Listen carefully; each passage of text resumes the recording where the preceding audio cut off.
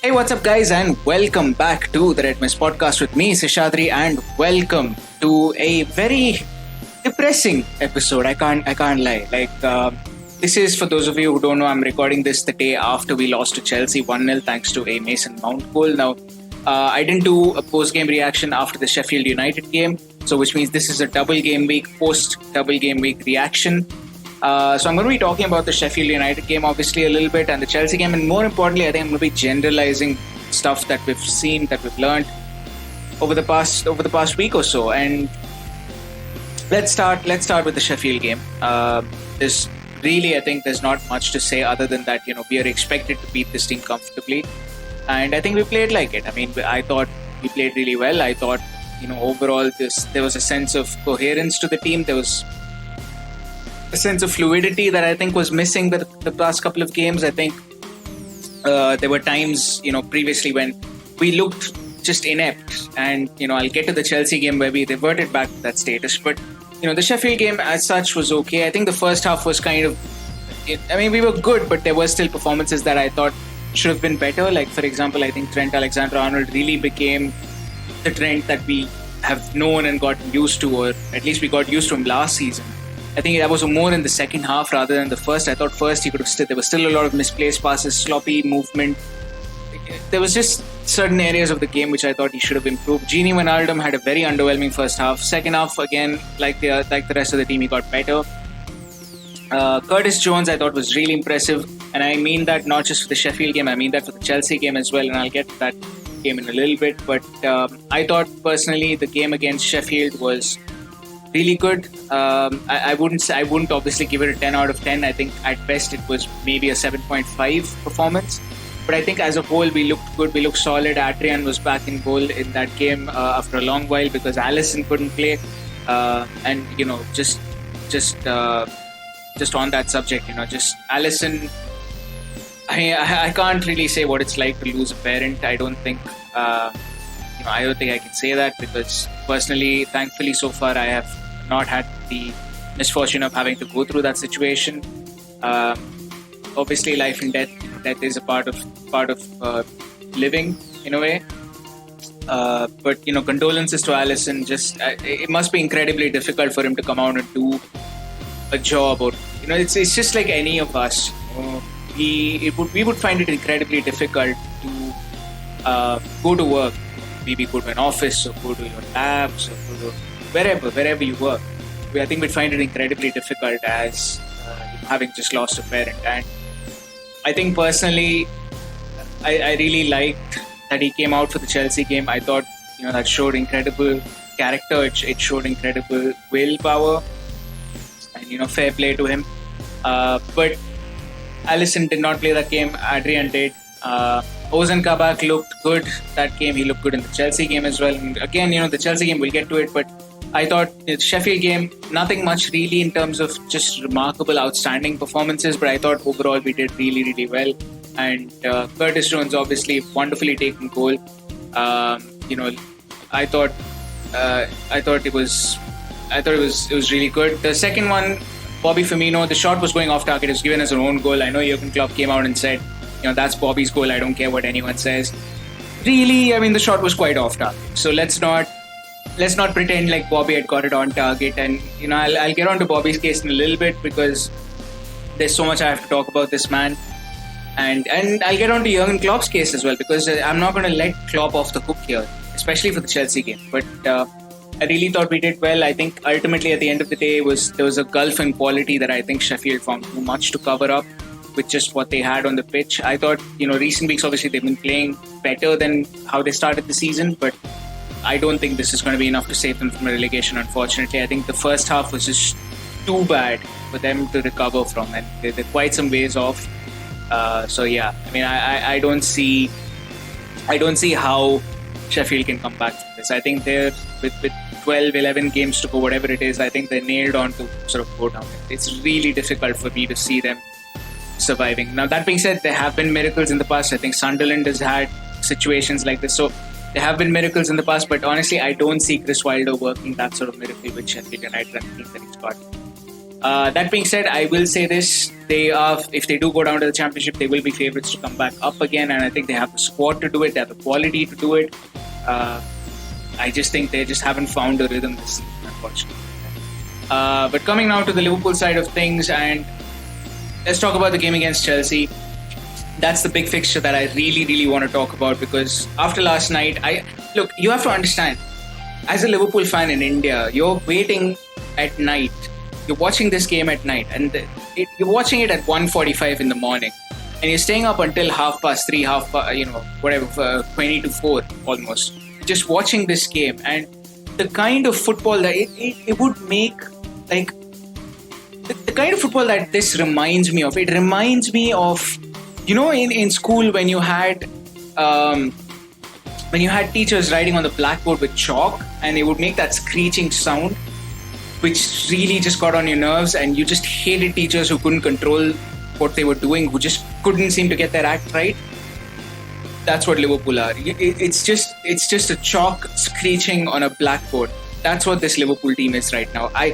You know how good you can be. You know the chalk can be good. Like, it can be used to convey good information, but it just doesn't. It just refuses to do that. And I mean, it's just so bad. It is so bad. I can't even. I mean, yesterday's game. Let's be real, okay? Liverpool fan to Liverpool fan, or whatever team you support, watching this or listening to this. Sorry. Let's be real.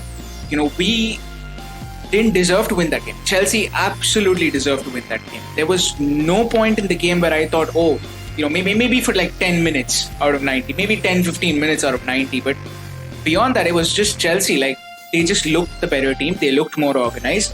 Their plan was there for all to see. I mean, Thomas Tuchel didn't even try to hide it. Even in the press conference, he was like, Werner's going to start because of his pace, because Kabak is not quick, because Fabinho is not quick, so Werner's going to start. And it nearly paid off. I honestly think if it's that tight, it should be given a goal. Because if it's that tight, it's not a clear and obvious error. Now, obviously, you can argue, there's the other side of the argument that, offsides at this level, at the Premier League level, are always going to be marginal. But you look at the margin with which Timo Werner was offside, it's literally, I don't think you could pass a hair, a single strand of hair down the margin between Robbo's, sort of whatever they used, Robbo's line and Werner's line. You just couldn't do that. The two of them were so close to each other. It was practically level. And, Robertson got away with it. Alisson got away with it, more importantly. Because now I've mentioned, obviously, Alisson's going through a difficult time, and maybe in the initial moments, the first sort of major Chelsea attack, he found it a little bit difficult. Although I think Werner had this offside.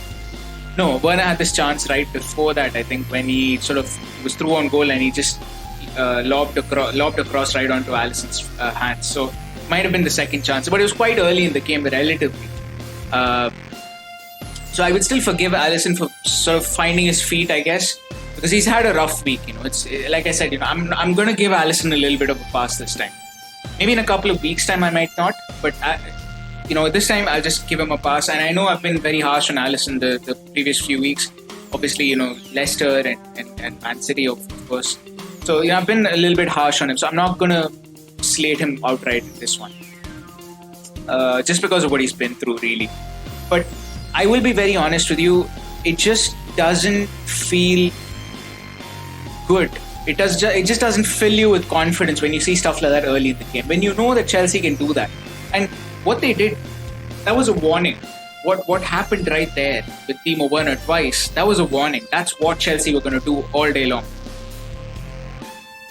And again, I think at the end it was an over the head ball across the field, I think, which found Mason Mount, or which found someone, and the ball just somehow ended up with Mason Mount on the left hand side. And then it was a well taken goal. And I'm not going to sit here and say Alisson should have saved it. I'm not going to sit here and say, we should have done, maybe we could have done better defensively, but I don't think there was much wrong with what we did. Maybe the only thing I can find is that Trent Alexander-Arnold, two things. I mean, first of all, Fabinho should have shown him to his left-hand side, because we all know Mason Mount's stronger foot is his right foot. Like, there's just no debating that. It's his right foot. But, so, as a defender, you kind of want to show him to his left side. I think he would have been forced to go back and pass had he been shown onto this. So I think from Fabinho's point of view, I think that's the one thing that he could have avoided. The other thing from Trent's point of view, once Mason Mount cut to his right, I think just a step forward, a little bit of pressure. Like, I'm not saying go tackle him, because at that stage of the game, in that area of the pitch, I think that would potentially result in a penalty. So I'm not going to sit here and say go out there, just dive right into it.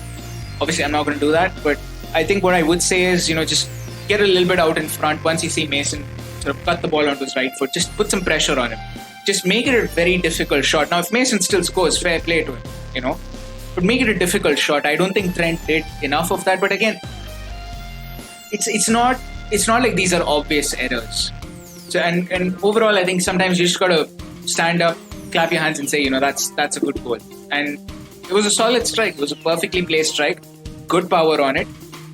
And he got the goal. Mason Mount got the goal. But overall, I think Chelsea's play just merited that goal. Like, you never looked at that goal and went, at the end of the first half or second half, whatever it was. At whatever point in the game, you never looked at it and said, Chelsea's leading because of a fluke goal. Or Chelsea's leading against the run of play. Chelsea's, they don't deserve this play. Like, no, you never said that. If it had been the other way around, if Liverpool had been leading at whatever stage, again, halftime, full time, whatever stage, if Liverpool had been leading or had won the game, I would have said that is an undeserved win. But, obviously you take 3 points, but it's an undeserved win. Let's not kid about that fact. Now, speaking of Liverpool leading, this game could have been very, very different had a certain Sadio Mane decided to put on his finishing goals. Now, I know Twitter is very divided, and as fans we're generally very divided on this issue. Was it a difficult ball to finish? I don't think so. Yes, there's a certain degree of difficulty to it. Like, it's not an open goal and you're not tapping in from 5 yards out. But what I would say is, at least, was it a difficult ball to make contact with? I don't think so. I think Mohamed Salah puts in an absolute peach of a delivery to the box, or to the edge of the box. And not even the edge, it was a little bit inside, I guess, between the penalty spot and the edge. Right? It was a good ball inside. And this guy just shanks it. Like, there's just no other word for it. He just shanked it. Like, there was no control. There was no... there was no ability. It looked like a Sunday League striker. Like, Sadio Mane genuinely looked like a Sunday League striker. Where, as an English Premier League footballer, as a guy who's won the Golden Boot, you should be finishing that. There's just no excuse for it. You should be finishing that. Now, later on in the game, in the second half, I know there was one with Curtis Jones, which was similar, but I think it was just outside the box, and it was kind of behind Curtis, so he tried to sort of pirouette and control it, which, again, ill-advised maybe, but at that level, at that speed, you're operating on instinct, so maybe I can forgive him for that. That was, I think, more difficult than what Sadio Mane did. I genuinely do believe that. The fact that it's not even so much the fact that Mane missed. I would have been okay if Mane had actually hit the ball properly, and Edouard Mendy makes a great save or something, or it goes out for a goal kick. Like, at least the attempt is there. At least the intent is there. Look, you're gonna have certain bad shots. Let's not. This is football. You're gonna have certain bad shots. So I'm not gonna be too harsh on him for that. But to not make contact with the ball at all, for a guy of his quality, that's unacceptable. That is just absolutely unacceptable, and it just epitomizes the problem.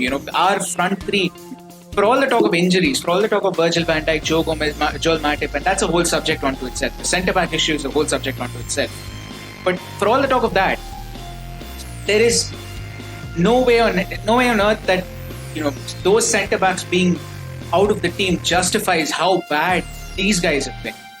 The front three have been, Mo Salah is an exception, but even him at the start of the season, maybe for a brief period, even in the first half, he got the goals, he got the numbers, don't get me wrong, but he didn't look like, if he would get 6 chances a game, he'd maybe get a goal. And there would be 6 good chances, like not a half-assed volley from 35 yards out. This would be a good chance, 6 good chances, and he would take one of them. And that's how he got his numbers. And fair play, as long as you're getting your numbers, I'm not particularly mad because you're scoring for Liverpool Football Club. But it's just, the front three as a whole, I just don't think they've been on form, and there's a lot of issues that are going into this. Fatigue, you can talk about there being no proper replacements, and there have been games where the replacements have come in and not done well. Burnley and Divock Origi stand out for me, just off the top of my head. So there have been stuff that you can talk about, but I think overall, these guys have just been out of form. There's just, at this point, there's just no denying it. And Mo Salah has gotten back into form, so I'm not going to include him in this conversation at all. He leads the Golden Boot race for crying out loud. So I'm not going to include him. But Sadio Mane and Bobby Firmino have just been atrocious. I mean, people, and I've seen football Twitter do this, Liverpool Twitter do this. We've criticized Bobby Firmino, but I think it's time Sadio Mane also takes the same amount of flack, because he's not done anything much either. I've seen Wolves Twitter criticize Adama Traore for not having a goal or an assist for a year, I think. Sadio Mane is not much better. I mean, it's not obviously that long as a duration, but for Liverpool Football Club, this is a long enough period where I think the last time he scored was the Crystal Palace game, I think. And he's not had a goal or an assist since. For a club like Liverpool, that's not a good record. That's not something that you can be proud of. And speaking of his, crime partner, Bobby Firmino, it seems appropriate that I called him a crime partner, honestly, because what he's doing on the pitch is bloody criminal. It's really high time we thought about replacing Bobby Firmino. And I love this man. I love Bobby Firmino. I absolutely love him. But let's be real. He's not performing. He's just been terrible. He's been shitting the bed, honestly. Every time he gets the ball, he shits the bed. I can't, and I mentioned, I think this was the Sheffield game. He missed 2 glorious chances, I think, the first half, the Sheffield game. I just can't, look, Ramsdale, I would say the first one, Ramsdale had a good save. So, I'm an amateur keeper, and I know that's a good save. That looks like a good save. He's diving to one side, gets his arm out. It's a good save. Fair enough. Okay, the first one, more than a Bobby miss, I would still expect Bobby Firmino to finish. But, I can maybe see that being a good Ramsdale save. If someone was to classify it as Ramsdale being better than Firmino in that one instance, I wouldn't be too mad at them. I personally have said that as well. Now, what I would say is the second one. I don't know what he was thinking trying to pass to Sadio Mane. If this was Bobby Firmino from 3 seasons ago, that man is smashing it into the top of the roof of the net. I had a punchline planned. It just didn't go according to plan. But Bobby Firmino from 3 seasons ago would have finished that chance off. He would have sent it into the roof of the net. What I was going to say was, this Bobby Firmino would probably have sent it to the roof of the stadium. So that's why I said I messed up. But look, the point I'm trying to make is, this man has been out of form for at least 1.5 seasons. People may disagree on whether the first half of last season he was out of form, because he did have a few good games. And he started off pretty well. So I personally think overall the last 2 seasons as a whole he's been out of form. But that his goals have masked sort of the first half, where he was terrible, but it kind of was okay, at least he's scoring away from home. But the second half of last season and this entire season, he's just been terrible. And, Jurgen Klopp can talk all he wants about, that is Bobby Firmino's goal, his performance merited that. If his performance merited a goal, he should have gone and got one himself. I'm sorry, but even the shot that, the second goal, that was not Firmino's goal. It was later classed as an own goal, because we looked at the replays, Firmino's shot was going off target. That was clearly going off target. There was no way without the deflection it was going in. So, yeah. And speaking of Jurgen Klopp, let's now get to the manager, right? Now, I know managing Liverpool Football Club is not an easy job. And that's why you don't give it to any random stranger. If I applied for Liverpool's job, no matter how good I am on Football Manager, I am not going to get it. Okay? So, you need a talented manager. And I'm not saying Jurgen Klopp is not talented. The guy led us to a Premier League title. The guy led us to a Champions League title, 2 Champions League finals. So I'm not even going to say anything close to that. I love Jurgen Klopp, but I have to question him. I have to question him on nights like this when, sitting on the aftermath of the Chelsea game, I'm just thinking, 60 minutes this man brings off Mohamed Salah. And I don't understand what is going on. I mean, honestly, at that stage, I was so angry. I mean, even today morning, I was angry about it. That's how baffled I was. Because you had two people, Bobby Firmino and Sadio Mane, who are not performing, who are on the pitch doing absolutely nothing. Okay? They are just stinking the joint up. No chances. They're not finishing any chances that they're getting. They're not creating anything that they're getting. So why keep them on the pitch and take off the one guy who looked threatening? I'm sure if I'm Thomas Tuchel, when I see Salah's number go up on the board, I am breathing a sigh of relief. I'm like, thank you, please take him off the pitch, because this is the one man who's been creating something for us. And it was a double substitution as well. Let's not forget, Curtis Jones came off with Mohamed Salah, and arguably those were the two best players. I mean, I'm not counting Kabak and Alisson in this right now, because I thought they had good games, but midfield onwards, in terms of offensive output, those were our two best players. Curtis looked really, really good against Chelsea yesterday. He I know he's had better games, but this was definitely if I had to rate him, I would honestly give him at least, because it was a defeat, I'm going to lower my standards a bit, but I would at least give him a 6 out of 10, and Mohamed Salah would get an 8 out of 10. That's, at least Curtis gets a 6.5, let's say, out of 10. That's how good Curtis was. He was the second best player, and obviously there's, Mohamed Salah is Mohamed Salah, and he's doing what he can, and I completely don't blame the agent for tweeting out what he did. He tweeted out a full stop, and honestly, that was the most baffling substitution. I didn't even understand what was going on. You can't look at Mohamed Salah in that game against Chelsea yesterday and tell me that he wasn't the best Liverpool player on the pitch. You just can't.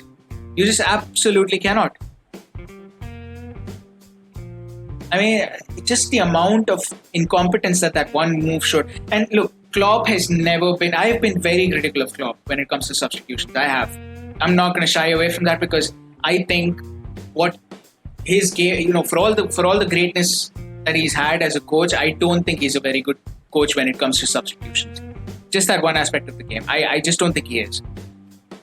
Because there have been too many games or too many occasions, even last season and the season before when we won the Champions League and the Premier League, I've been critical of his substitutions. And that's just the truth. And the reason for his substitution of Mohamed Salah was, we didn't think Salah was, the game was getting too intense for him and Salah was not showing the same amount of intensity. I'm sorry, but this is the one man who's looked anything close to scoring, okay, or assisting. And you're going to take this guy off and leave two incompetent fools out on the pitch.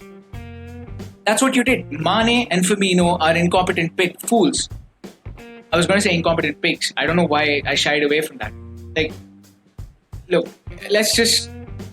that's how they played. I know I love them as human beings. I respect them. But yesterday's game, they played like incompetent pigs. Honestly, I would probably have had better success scoring a goal if I had a training cone in there in place of them. Because honestly, they're just horrible. They were just horrible yesterday. Bobby Firmino, I'd be very surprised if anyone who's doing player ratings on any website or any blog or any video or whatever it is on any platform, I would be very surprised if they gave them anything more than a 4. And 4 is being very, very generous. In my rating system, Bobby doesn't get more than a 2 for yesterday's game. Mane doesn't get more than a 2 for yesterday's game. I mean, it's just absolutely... the levels of incompetence... That's what I don't get. The incompetence on this is just so bad on the pitch. Why would you take off Mohamed Salah? I just don't get it. And in the end, when we're trailing 1-0, why is James Milner the guy coming on when you have Naby Keita and Xherdan Shaqiri on the bench? I just do not get this. What is James Milner giving you from an offensive sense that he's considered to be better than Naby Keita, who's just come back from an injury? So you can't even say he's fatigued. He's trained, he's played. You brought Diogo Jota on as a substitute after an injury layoff. Why not bring on Naby Keita? That's my question. And then, of course, you have Xherdan Shaqiri, who's been fit for a while. He's been playing really well. But no, somehow we just don't. We just don't bring him on. It's just ridiculous. I just don't understand what James Milner gives you from an offensive sense. If you're 1-0 up and you want to see the game out, bring on James Milner. I have no problem with it. And look, all these guys, I love them because they've won the Premier League, they've won the Champions. I love them. Okay, but honestly, what are they doing? some of the substitutes, I just don't understand what goes into the coaching staff's thinking, saying, okay, we need a goal, we're getting James Milner in. Like, what? It was just painful to watch. Honestly, yesterday in midfield, we got overrun. And we got overrun by Kovacic in the end, we got overrun by Jorginho, we got overrun by... And let's be honest, Mason Mount was the best player on the pitch last night. Not just for the goal, just the way he ran the show. He was just too good last night. He was all over the pitch. He was, playing the short passes just as well as the long passes. And honestly, he was the best player on the pitch. Like, I don't have a problem with it. I don't have a problem with admitting it. I just don't, because that's the truth. Now, let's again get back to Klopp, right? Spoken about the substitutions. Let's talk about the formation. I brought it up on previous episodes as well. So if you guys are listening, you will know you might have an idea of what is coming up. Look, you can't have the same 4-3-3 over and over again. You can't, idiocy. I'm paraphrasing this. I'm sort of taking it out of Albert Einstein's quote, I think. Stupidity is just knowing that something's going to be wrong and something's going to fail and doing it over and over again. Your 4-3-3 is not working, man. Change. Do something. I've said this over and over again, and I'm getting tired. I'm getting sick and tired of saying this. Change to a 4-2-3-1 when you have to. You have Naby Keita there. Change. Bring on Diogo Jota. Let Firmino go to the number 10 role. Let Salah play up top. Let Mane and Jota take the wings. Like, change something. You can't expect a different result doing the same thing over and over and over again. Like, it's just not going to happen. If teams like West Brom can frustrate us, what makes you think a well-coached team like Chelsea, with the players they have, and now they've got a good coach as well. Like, let's not kid ourselves. Thomas Tuchel knows how to coach a team. He got PSG to their first ever finals in the Champions League. So he knows how to coach a team. And he's good. So, you have a coach who knows what he's doing. You have players who are good. And you're telling me that you're going to do the same thing over and over again. And especially when you know it's not working, like, throw something different at them. Give them something new to think about. I'm sorry, look, injuries and Virgil van Dijk and Joe Gomez and all of that is fine. Like, that can explain some of this. But they're not the entire issue. We didn't rely on Virgil and Joe Gomez to be scoring most of our goals. We didn't rely on them to be creating from midfield. And speaking of creating from midfield, what exactly does Thiago Alcantara give me? I'm sorry, but, there's only so many games that I can give him for it to be a bedding in time or a period where, he's settling into the new team. Like, there's only so many games I can do that. Now it's high time that Thiago does what Thiago should be doing, or at least Klopp sees that Thiago is not playing well, give somebody else a chance, or at least surround him with the tools to play well. Give him a midfield that will complement his abilities. You can't. A 4-2-3-1 with a double pivot would complement his abilities, for that matter. Bayern played the same thing. They had Kimmich playing in midfield alongside him. Play Fabinho alongside Thiago and see what happens. And speaking of playing Fabinho, I know there'll be people who are like, oh, we need Fabinho for centre back. No, we don't. Nat Phillips has done really, really well. Yes, he does get caught out by pace. So would I risk him against Riyad Mahrez or Marcus Rashford? No, I would not risk Nat Phillips against those two or opponents like those. But Nat Phillips is really, really good. He can handle most of the Premier League. Like, I can think of maybe 14 to 15 teams that Nat Phillips will be well equipped to handle.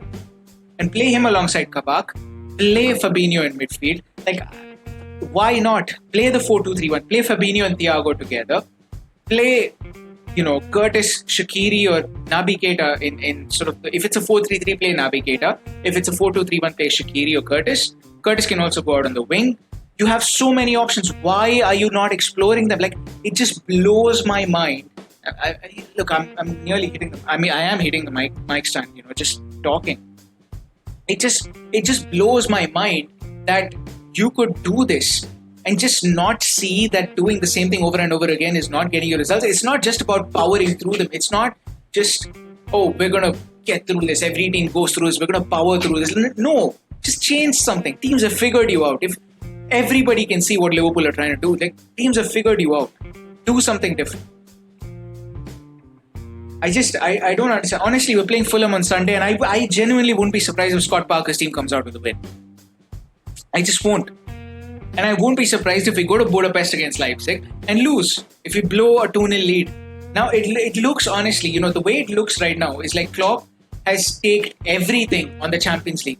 And we're playing, I called it trash can football yesterday on another forum. Like, that's what we're playing. We're playing trash can football.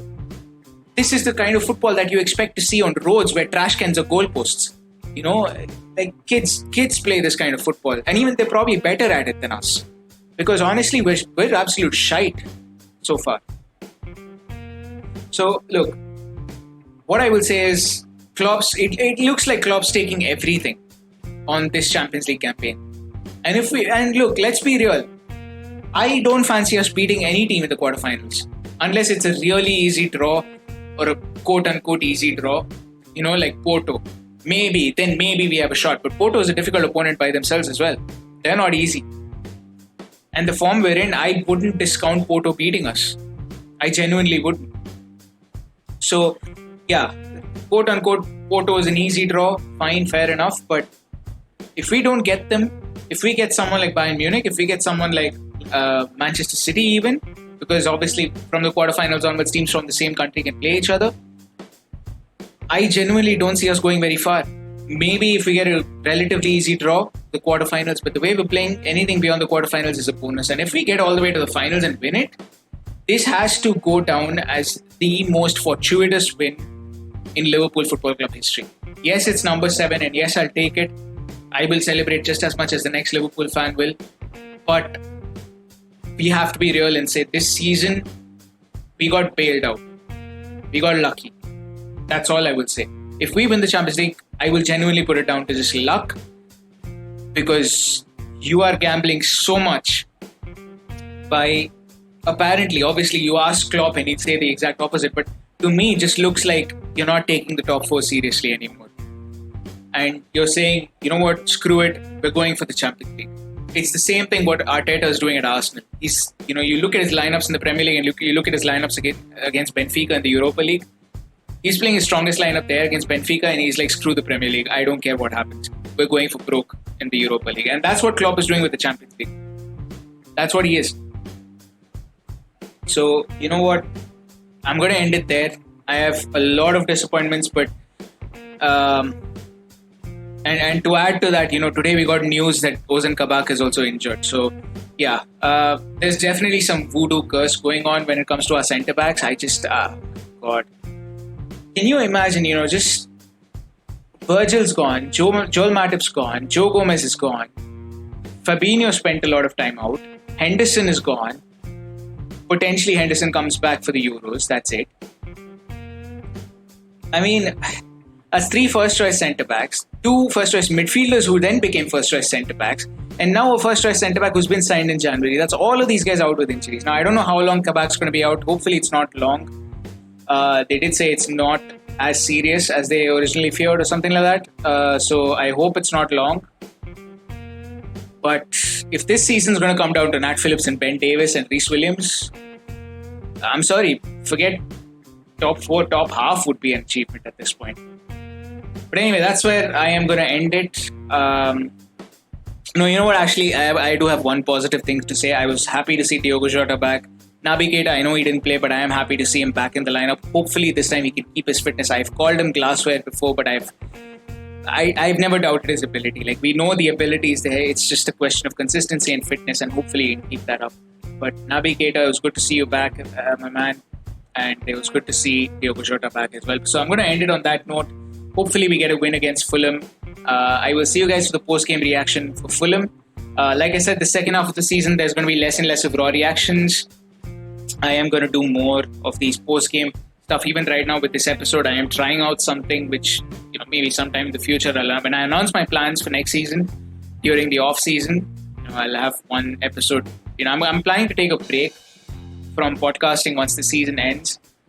Just during the off season, so I can get a few things together. Maybe next season will be bigger, better. I have more ideas, more things to look at. Just talk about really. So I have some things in the works. Hopefully that can come to fruition next season. But I am trying out something with this episode as well. Obviously, you guys won't know about it until much later. But yeah, that's where I'm going to end it. Hopefully, like I said, we beat Fulham and come out with 3 points. It's just, I don't even know what to say at this point. But wherever you are, stay safe. If you're getting your vaccines, to get them. And hopefully you guys have a great week. Have a great weekend wherever you are. Hopefully you guys enjoy a good weekend of Premier League football. And I will see you guys next time. Goodbye.